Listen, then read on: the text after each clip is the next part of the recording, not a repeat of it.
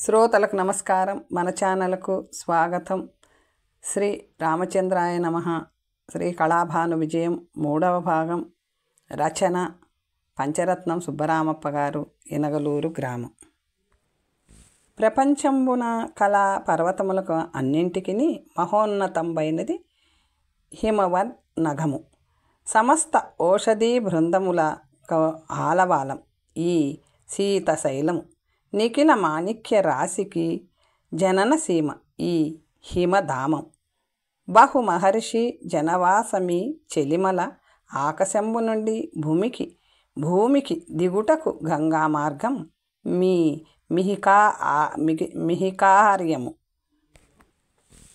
మిహికాహార్యము.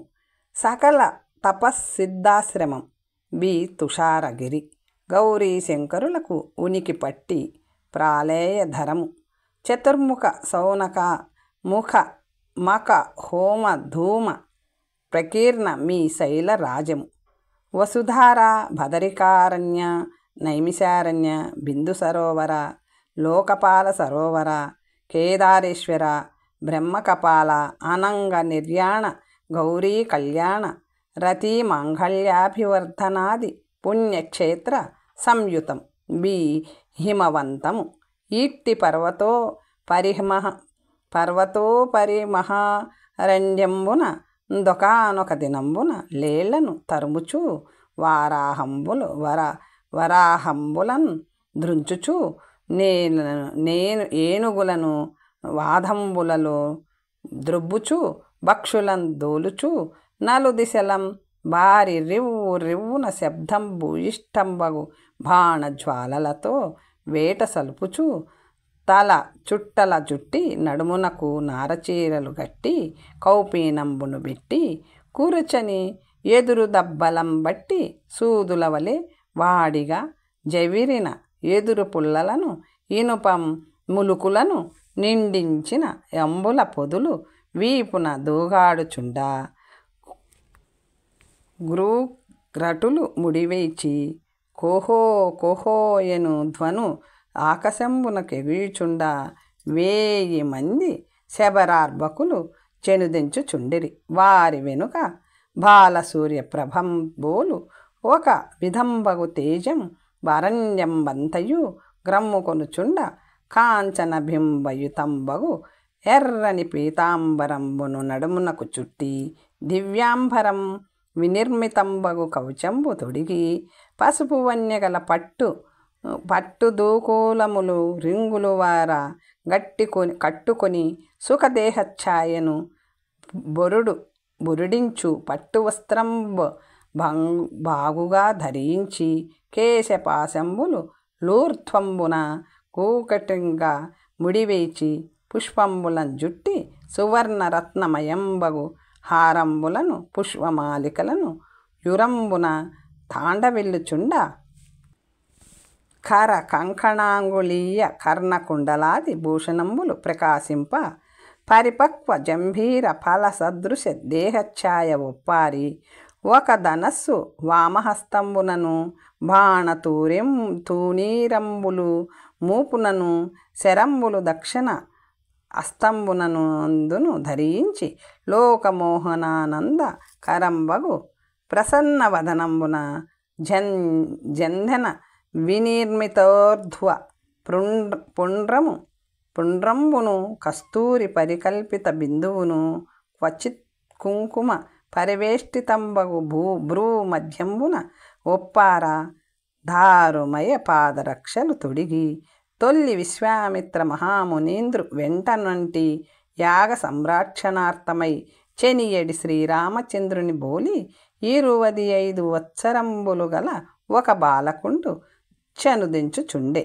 అతండు శబరార్భకుల అప్పటికప్పటి జ్ఞానం వసంగుచు సింహ కిశోరంబులను చంకన విరికించుకొని పైబడను నుంకించుచున్న ఆడు సింహమును శరాసన ఆగ్రంబున బొదుచుచు వేటలాడుచు చెనుదెంచుచుండ హా పరమేశ్వర కైలాసవాస శంకర రక్షింపుము రక్షింపు అనడి ఆర్తార్త్రవము విని ఇట్టి ఆర్తారావంబు బొనర్చువారెవరో ఎని ఆ దిక్కున చూచుచుండ మరలా నదే ఆర్తారావంబు విననయ్యే. ఆదిగాంచి బిల్లులారా మీరిచ్చటనే వేట సలుపుచుండు, నేనచ్చటికి జని సమాచారంబు నారసి చెనుదెంచెదనని చెప్పి ఆ సింహ కిశోరంబుల నాడు సింహంబు చింత పారవేచి కవదులన చక్కగా బిగించి శరవేగమున ఆర్తారవము పరదెంచు ఉత్తర దిశం బట్టి చెనియే. ఒక అశ్వత్థ వృక్షాగ్రంబుపై ఆర్తారవంబు సల్పు నొక పెద్ద భూతంబును కనియే. అదియు శల్యావశిష్టంబై క్రమక్రమంబున హీనమగు స్వరముతో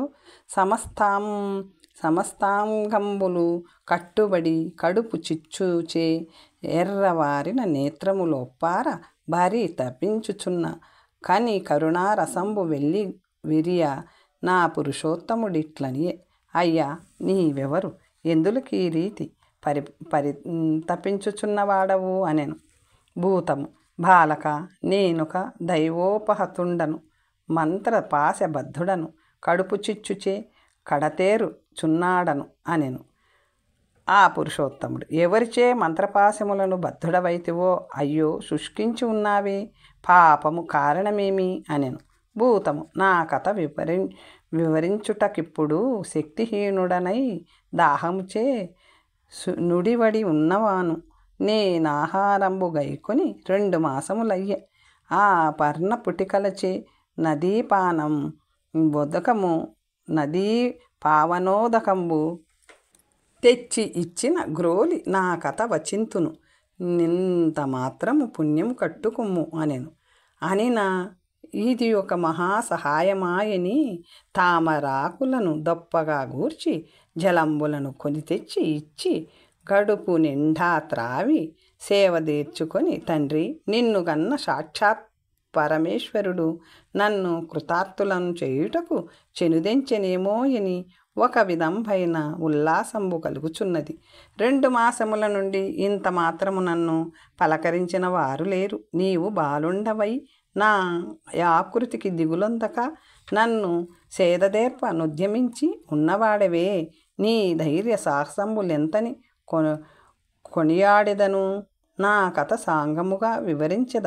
నేను భూత ప్రేత పిశాచాది సకల విధ భూతగణములకు నాతుండను, నన్ను బేతాళుండందురు.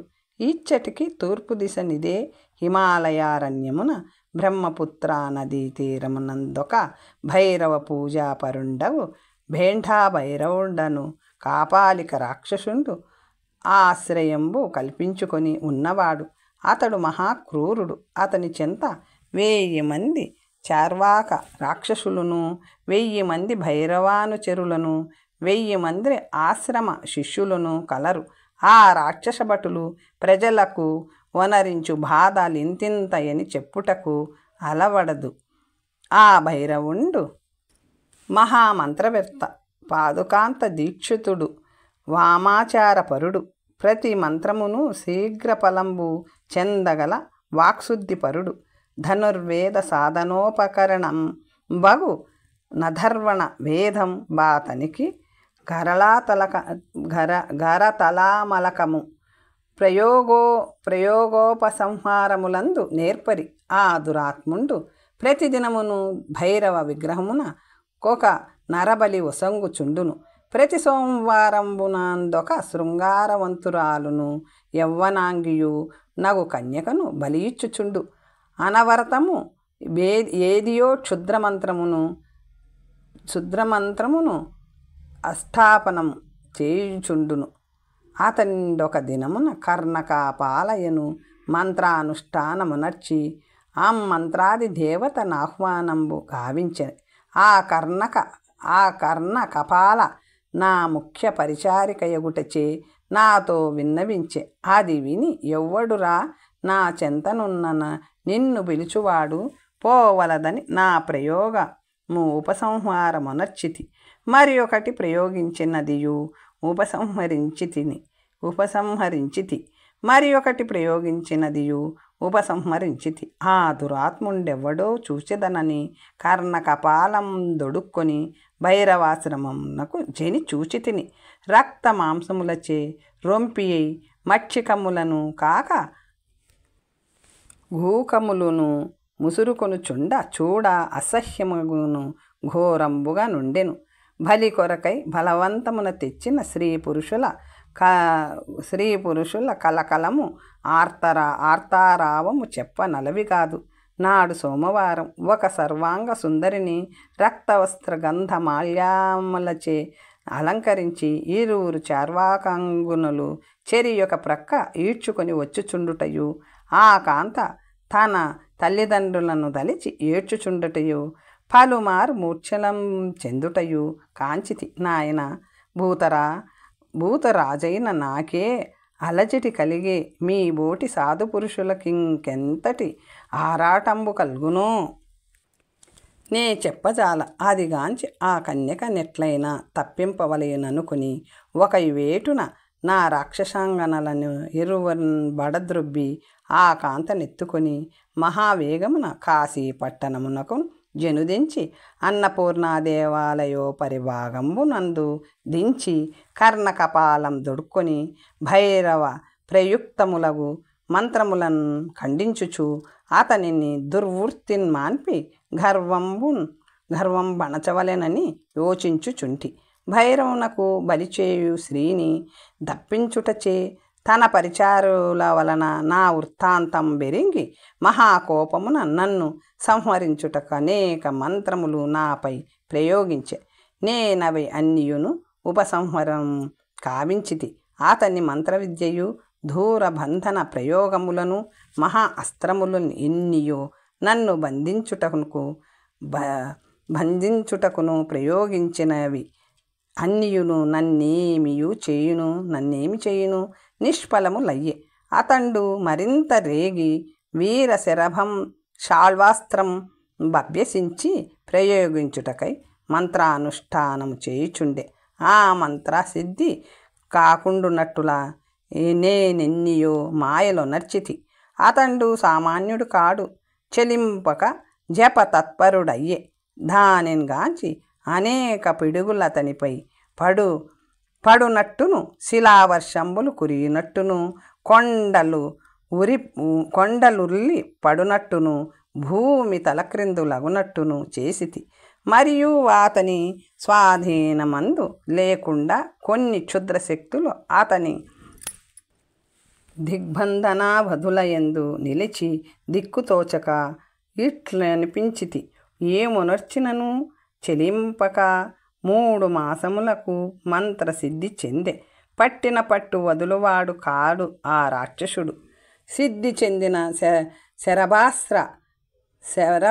సాళ్వాస్త్రముచే ధూరబంధన విధిగా నన్ను బంధించుటకు ఉపక్రమించే.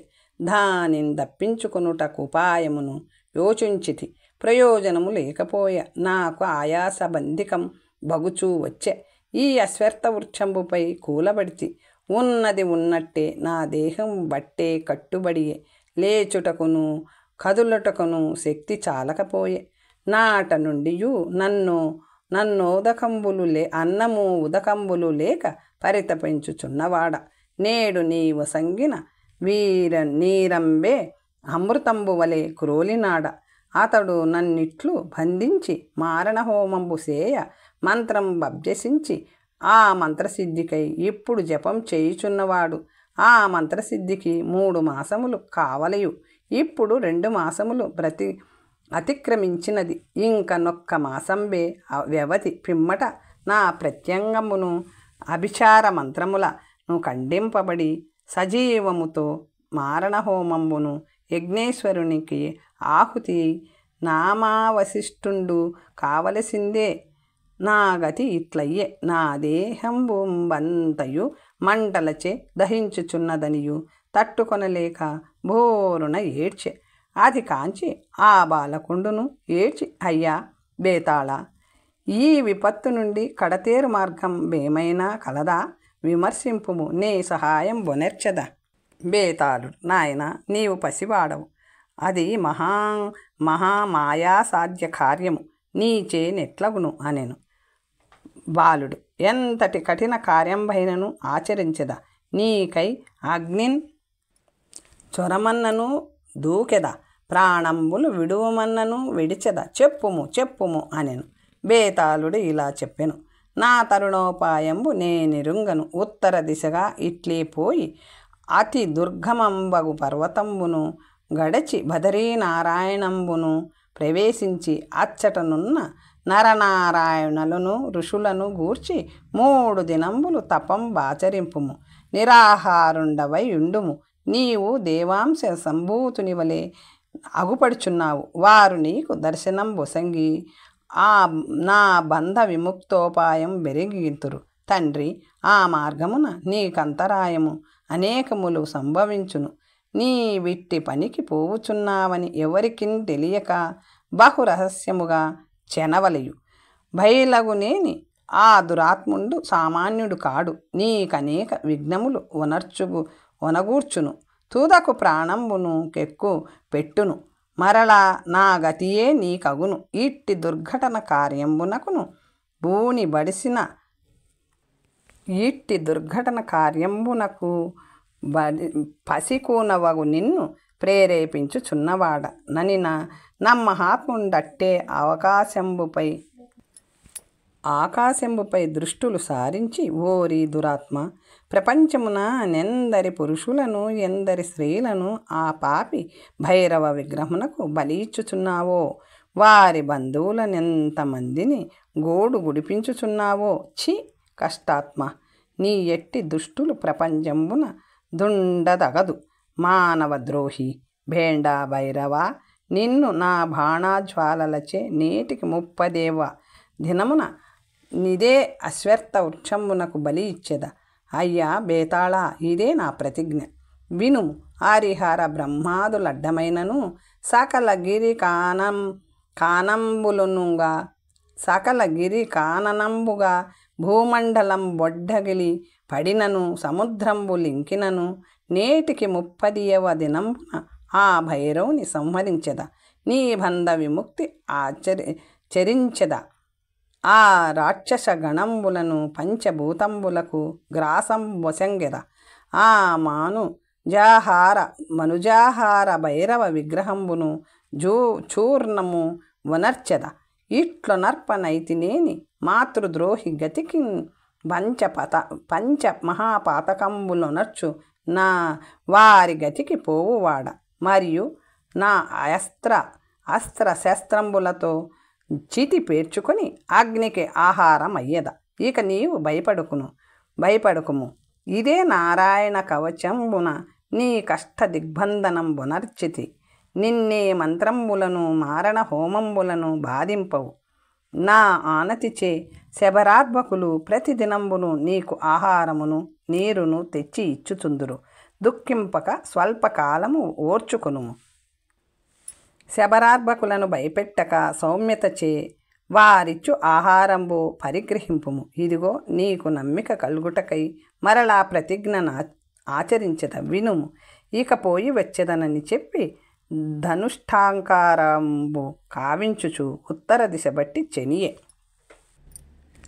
అదే హిమాలయారణ్యమున 2 బాటసారులు మార్గమున గమనింపక కటకములకు వెనుదీయక సీగి పొదలను లెక్కింపక వంకలు వాగులు గణింపక గిరికందకములకు జంకక మృగ గర్జనలకు బెదరక మోములను చిరు చెమటలను క్రమ్ముచుండ జిడిముడి పాటుతో నడుచుచూ గోచులాడి పోవుచుండిరి. పలుమారు సవరించుకొనుచు గోచులు ఊడిపోవుచుండ పలుమారులు సవరించుకొనుచు నెద్దియో వెతుకువారి వలె పగలు 7వ ముహూర్తమున 26 నాడిక యందు పడమర నుండి తూర్పుగా ప్రయాణం చేయుచుండిరి. వారిలో నొకనికి ఎర్రని ఛాయగల ఉరము నందు రుద్రాక్షమాలలు తూగాడుచుండె. కృష్ణాజనపు చుట్ట చంకన నిరుకించుకుని ఉండే. ఎడమ చంకన నొక మూట అలంకరింపబడి ఉండే. దివ్య స్వర్ణ తంతు పరిచిత్రిత కాశ్మీర శాలువ తలకు చుట్టుకుని రత్న స్థంగిత కుండలములు కర్ణములందుయ్యలుగా నడుముననొక సన్న పంచ బిగించి 12 మూరలు గల జరీ పంచ పచ్చ కచ్చలు వేసి కట్టుకొని 3 గజములు కల అంగవస్త్రమును ధరించి 45 సంవత్సరములు వయస్సు కలిగి ఉండే. మరి ఒక బాటసారి చామన ఛాయ పొడుగాటి శరీరము శిథిలమైన శాలువ తలకు చుట్టుకొని యజ్ఞోపవీతము వ్రేలాడుచుండ దర్భ పవిత్రము అనామికమునకు అలంకరించి రుద్రాక్షమాలలు లురుమున తాండవింప భస్మకు కూషాండమున వలె నొడలెల్లా విభూతిచే అలంకరింపబడి సన్న పంచ నడుమునకు చుట్టి సాధారణ దౌతచేలము కట్టుకొని పారాయణ పుస్తకమును కాశీధావళియను గల మడిసంచి వామభుజమున ఊగాడు చుండ 18 వర్షములు వయస్సు కలిగి ఉండే. వారి వేష భాషలు గన్న బ్రాహ్మణోత్తములనియు చెప్పక చెప్పుచుండే. చెట్లు పొదలు చీకటి మ్రాని నీడలు గుహలు కోనలు పెద్ద పెద్ద శిల లగుపడినప్పుడంతయు శ్రీపాదాయని ఒకరును సుశీలాయని ఒకరును పిలుచుచు ప్రత్యుత్తరము రానందున కన్నుల నీరు కార్చుకొనుచు ఒకరినొకరు ఓదార్చుకొనుచు ఉన్మత్త రీతుల వచ్చుచుండిరి. సూర్యుడు అస్తమించే వెలుతురంతకంతకు మరుగుపడి చీకటి తలజూపదొడంగె. చుక్కలొక్కొక్కటియే కానుపించుచుండె. అంధకారం అతిక్రమించే మార్గమగుపడదయ్యే. మన బ్రాహ్మణుల ఉదయము నుండి అడవులు తిరిగి కుడుపు లేక కడుపు చిచ్చుచే నొడలెల్లా జిడి ముడి కొల్ప అడుగులు తడబడ మరలా శ్రీపాదాయనువారు సుశీలాయనువాడు శ్రీపాదాయనును పిలుచుచు నిరాశాపరులై ఒకరు మార్గదర్శకులై మరి ఒకరు తుదకు తదనుసారులై నడుచుచు తన ప్రయత్నమంతయును వృథాయగుంటుచే వారిరువురు ఈ రీతి మాట్లాడిరి. సుబ్రహ్మణ్య శాస్త్రి గారు, ఇంక మనము నిరాశ చెందవలసిందే కదా అనెను. సూర్యనారాయణ శాస్త్రి శర్మగారు, ఇది మిథున మాసం. ఇప్పుడస్తమాన లగ్నంబున ధనస్సు మీరొనర్చిన ప్రశ్నాకాలము మకర లగ్నం. లగ్నాధిపతి అయిన శనియును మార్గాధిపతి అయిన కుజుడు లగ్నమందున్నవారు. కార్యాధిపతి శుక్రుడు శుభగ్రహమైన బుధయుక్తుడై వృషభమందున్నవాడు. గురువు కర్కాటకమందుండి లగ్నమును చూచుచున్నాడు. యోచించగా లగ్నంలో శని కుజులుండుట చేతను గురు శని కుజులకు అన్యోన్య వీక్షణంబులు కలుగుట చేతను ఇట్టి విపత్తు తటస్థించినది. ఈ సమయం నాకు 2 ఉచ్చగ్రహములను 2 స్వక్షేత్ర గ్రహములను బలవంతమై ఉన్నవి. కార్యస్థానాధిపతులు ఇరువురు బలవంతులై ఉన్నవారు. శుభగ్రహమును బలవంతుడైన గురుడు ఉచ్చంగతుడై లగ్నమును చూచుచుండుటచే మన కార్యములన్నీయును అనుకూలమే అగునని తోచుచున్నది. నిరాశ చెందునంతటి దుర్మార్గము లేదు. కావున చూతము, ఇంకను విమర్శింతము. కష్టములు అనుభవించి నవాడు సుఖములు అనుభవించియే తీరును. ఇది మిత్తము, దుఃఖింపకము అనెను. సుబ్రహ్మణ్య శర్మ స్వామి, నా కూతురు దరహితమైనది నేను ప్రత్యక్షముగా కాంచియున్నాడ. ఎంత వెదికినను అంతర్రహితమైనది. నేను ప్రత్యక్షము కాంచియున్నాడ. ఎంత వెదికినను మెలకువయే తెలియదయ్యే. ప్రపంచమున జీవితై ఎయ్ ఉన్నదని ఎట్లు నమ్మవలయు, నేనెట్లు నిరాశ చెందకుండుటయు అనెను సూర్యనారాయణ శాస్త్రి. దేహస్థానమును జీవుడు చూచుచున్నాడు. ఆత్మకారకుడైన రవి 6వ ఇంట బలవంతుడై ఆయుస్థానమునకు లాభస్థానములో నున్నవాడు. దేహాధిపతి దేహములోనే ఉన్నవాడు. గ్రహయుద్ధము తటస్థించియున్నది. ఇన్నందున ప్రాణాపాయము తటస్థించియు ఆ బలాధిక మగుటచే సుఖము కలిగి ఉండును. గురువు కర్కాటకమునకు వచ్చి 5 నెలలయ్యే. ఇంకను మీ కూతురు విపత్తులోనే ఉండు ననుకొంటిదేమో, అట్లనుకొనుకుడు. ఇప్పుడు విపత్తు నుండి కడతేరి సుఖవంతురాలై ఉండును. భయపడ పని లేదు. నా పుత్రుని విషయములో నిన్న రాత్రి మీరు నాతో చెప్పినప్పుడే కాలం ఎట్లున్నదో అని చూచుకొని యోచించి ప్రాణభయము లేదని నిశ్చయించితి. వారు ఉభయులకు ప్రాణాపాయము కలుగదని దృఢముగా ప్రతిజ్ఞ చేసి చెప్పగలను. వృథా దుఃఖము చూచు శరీరమును కృషింప చేసి కార్యప్రయత్నములందాయాసాసూయులై చెందిన ఏమి లాభము అనెను సుబ్రహ్మణ్య శర్మ. మీరేదియో ఒక విధముగా మనస్సును ఊరట కలుగు చేయుచున్నవారు. మీరు మహాత్ములు, మనోనిశ్చయము కలవారు, దైవజ్ఞులగుటచే నూరట కలిగియున్నవారు. నేను పండిత నామధేయుడనే కాని నా ఎంత చంచల చిత్తుడిక నొకండుండడని నా నిశ్చయము అనెను సూర్యనారాయణ శాస్త్రి.